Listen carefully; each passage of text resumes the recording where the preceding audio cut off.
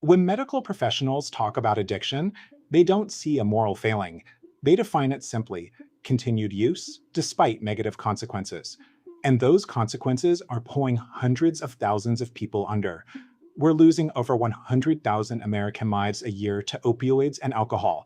The stakes for treating this crisis are literally life or death.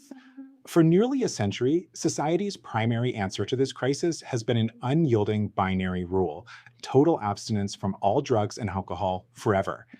This chart illustrates the sheer volume of people who seek help against those who actually find lasting success in these traditional programs. The long term success rate sits somewhere between 5 and 10%. Forcing an all or nothing test on people struggling with severe chemical dependency leaves behind millions who simply cannot survive that rigid binary.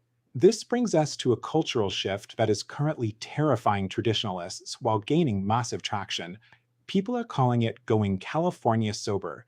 The parameters of this lifestyle are straightforward. A person abstains entirely from debris substances like alcohol or heroin, but permits themselves the moderate use of cannabis or certain psychedelics. To many, this sounds crazy. Decades of propaganda condition the public to view cannabis as a dangerous gateway drug, creating an intense stigma. So we have to ask, is this approach simply an excuse to swap one addiction for another, or could it actually be a viable way to save lives? To figure that out, we have to set aside cultural dogma, then look strictly at the clinical mechanics of something called harm reduction. Harm reduction isn't a new concept.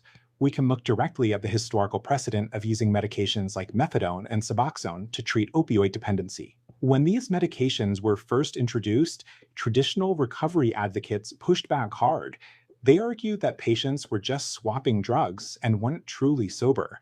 But the clinical outcomes silenced a lot of that debate.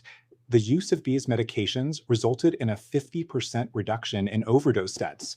That is the core philosophy of harm reduction. The primary medical objective has to be human survival and stabilization, rather than achieving ideological chemical purity. If mainstream medicine accepts pharmaceutical substitution to keep opioid users alive, applying that same scientific pragmatism to cannabis makes clinical sense. To understand how it works, we have to look closely at the physiological drivers of alcohol relapse, specifically the anxiety loop. Heavy drinking floods the brain with GABA, forcing profound calmness. Quitting abruptly crashes these levels, plunging the nervous system into withdrawal with massive anxiety spikes. THC and CBD act as a clinical bridge, entering these pathways to soothe rebound anxiety without alcohol's deadly cellular toxicity.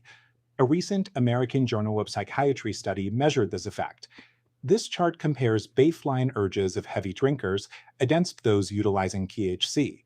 It proved THC actively alters behavioral urges, with high THC patients seeing a 27% reduction in their urge to consume alcohol.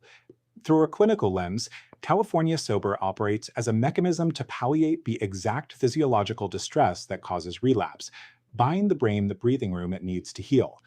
Now, this requires a responsible caveat. Cannabis carries its own habit-forming risks, and experts strictly advise against its use for pregnant women, teenagers, and anyone prone to psychosis. Though for many, it offers a unique psychological utility. The astronomer Carl Sagan was a strong early advocate for the specific properties of these compounds. Sagan believed that cannabis can uniquely foster the exact serenity and insight that a person desperately needs for the deep introspection required during recovery. Because the California sober approach is highly individualized, it lacks a strict rulebook. Attempting it entirely on your own without a structured framework can be dangerous. That's why having a tailored harm reduction framework is crucial, which brings us to the sponsor of this video, the Inner Alchemy Recovery Reset Program.